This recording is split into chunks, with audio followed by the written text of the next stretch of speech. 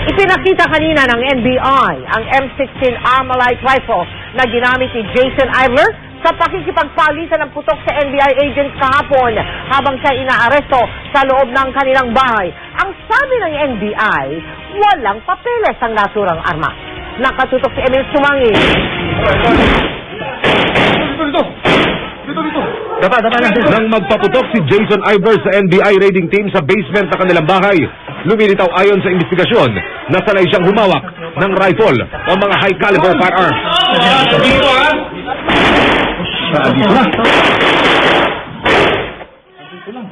Mukhang nagamit din daw ni Ivler sa pagkikipaglaban kahapon ang pagiging dating US Marine habang nakikipagbarilan sa mga operatiba ng NBI.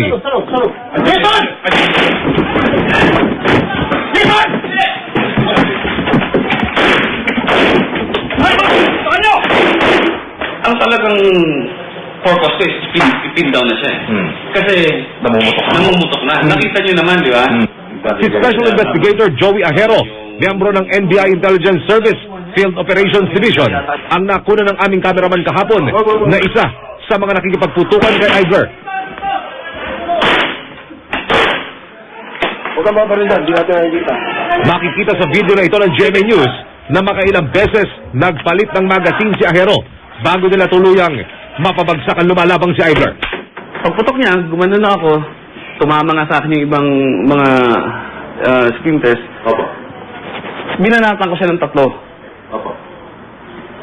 Bumagsak siya doon sa open na pintuan. Ito yung ginamit niya na habang pumuputok siya sa atin. Ang hepe ng NBI Special Action Unit na si Attorney Angelito Magno na isa rin sa mga nakipagputukan at kabilang sa mga nasugatan sa enkwentro kahapon, sinabi nakakaintindi ng close quarter battle si Ivler. Pinaputok na. 1, 2, 3, 4, 5. Ito. Bukod sa marunong magkubli, tiniyak din daw ni Ivler na hindi siya basta malalapitan at kaya niyang lumaban ng sabayan. Katunayan, pinutukan din daw niya ang isa pang operatiba ng NBI pero sa kabutiang palad, ang scope ng rifle ng ahente ang tinamaan.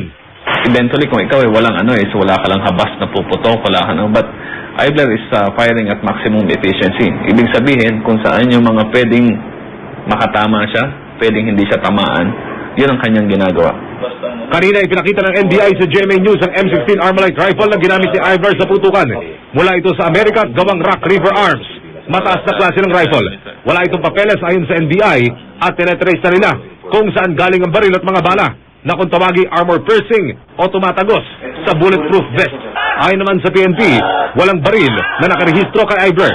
Ayon sa NBI, negatibo sa drug test si Ivler, maging ang inang si Marlene Aguilar, pero positibo sa paraffin test si Jason. Both farms gave positive results for nitrates, which means that the guy fired a gun. Well, nakita nyo naman sa TV o narinig din nyo sa TV na talagang nagpapaputok siya ng baril.